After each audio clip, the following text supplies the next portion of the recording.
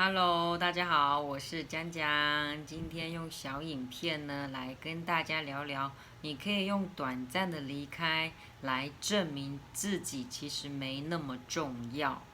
为什么要用这个来当主题？其实是因为疫情的关系呢，我很多活动都停下来啦，然后实体课也停下来，现在只剩下线上的课嘛。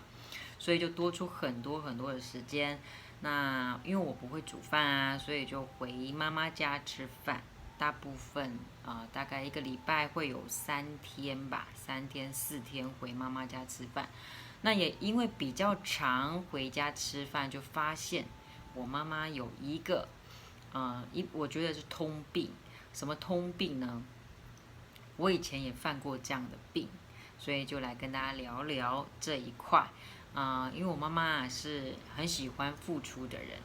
那我觉得她没有走在练习的路上，所以就跟一般人一样，一般很多爸爸妈妈都是怎么样，会做，做了之后又唠叨，然后又碎念，然后又抱怨，就是抱怨什么？可能爸爸吃的碗没有洗啦，他就认为说一个碗吃了也不会洗，也要他洗。又或者可能我弟弟可能房间有点乱啦，他看不过去啊，然后自己下去整理，整理之后又会念说这么大人了，房间还不整理干净什么的，就是他会一直做，但是他也会一直念。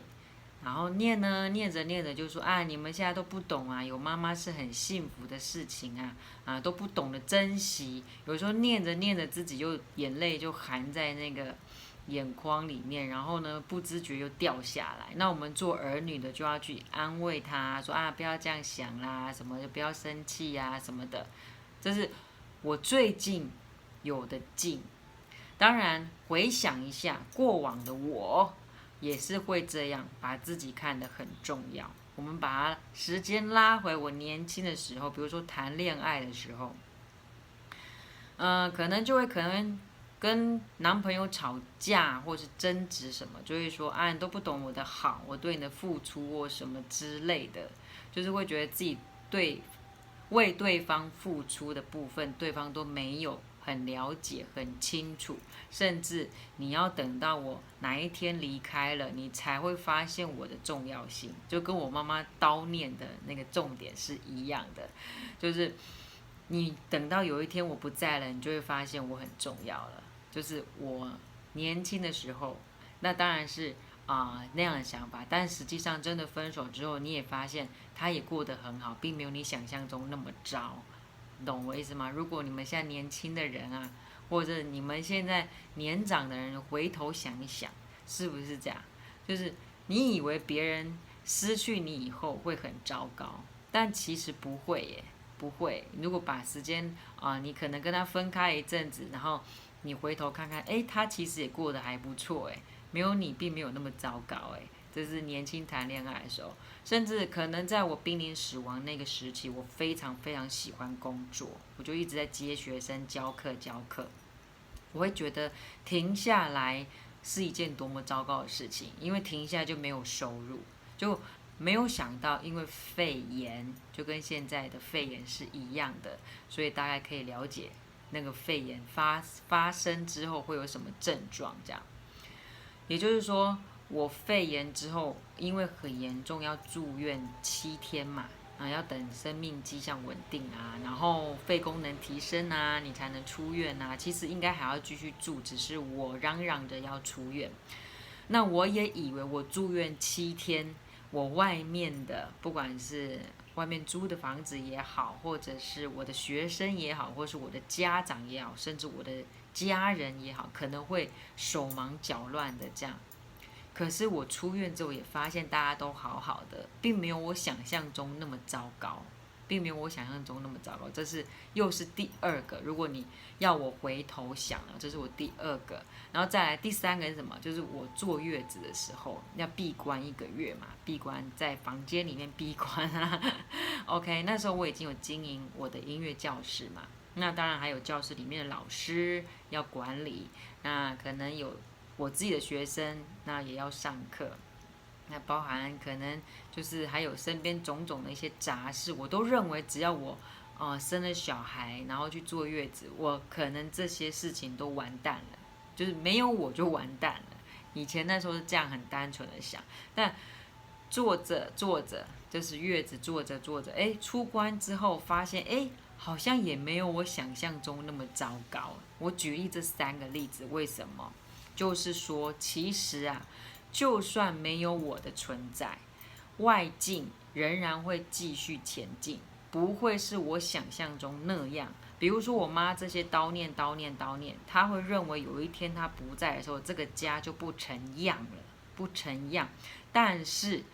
我说真的，如果真的哪一天不在了，这个家滚着滚着又会滚出另外一个样子，其实不会那么糟糕。那不是说我要我妈妈离开或不离开，终究有一天会离开。我只是说用这些小例子来跟大家说明。如果今天我今天没有看透这么多，我会发现，我的群很重要啊，上课的家人对我来讲很重要啊，或者是我自己的爸爸妈妈、我的儿女很重要，所以我如果哪一天不在了，他们可能会很怎么样怎么样。错，不会，因为我已经知道了，他们可能会难过一阵子，但是世界仍然会继续前进，也就是说，生活仍然要过。而且或者没有我之后，他们过得更好，因为可能有我的习惯，让他们有点绑住了。比如说我蛮喜欢干净的，那可能我喜欢干净的这个习惯不一定让我的孩子觉得是好，那可能他们没有那么喜欢干净，他们觉得收 OK 就好。OK 就好，不需要到那么样的干净，或者说，衣服我就觉得要分类放好，或许我的小孩不见得这么样觉得。也就是说，我的做法对他们来讲，或许哪一天我不在了，没有这些规章，他们会觉得更快活。你懂我意思吗？所以今天用这小影片跟大家讲，现在有很多我当然要等疫情过后啦。我是说，你可以用离开一阵子来证明自己，其实在这个圈圈内，什么圈圈内，你自己原本就存在的生活舒适圈，也就是你每天会过的日子。哪一天疫情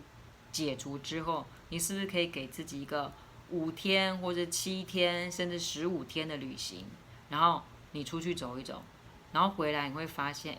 大家好像也都过得蛮快乐的嘛。然后还问你去玩的开不开心啊，什么之类的。又或者有一些地方可以去闭关，现在有一些闭关7天啊，或者是1个月啊等等，去那边把心静一静，把这些世俗的事情啊给放下来，然后在那边好好的往内心观一下，然后回来你也会发现，其实你离开了这一阵子，其实大家都过得好好的耶。大家都过得好好，并没有你想象中那么糟糕。或许没有在你的规章内，或者是没有在你的条件下，你可能会觉得，这里不够干净，这里不够舒适，这里不够明亮等等。可是又怎样？他们仍然过日子啊，那是你自己觉得不 OK 啊，你自己觉得不可以啊，所以就是要用这个小的影片跟大家，其实大家都没那么重要。都没那么重要，包含我哪一天我也会离开啊，我只是现在有肉身还可以跟你们分享。你怎么知道我下一秒还在？我肺炎发作的时候，真的在呼吸不到几个空气我就要走的那种，就是都已经看到光的那一种了。回来之后你就会知道，要走的时候真的就要走了，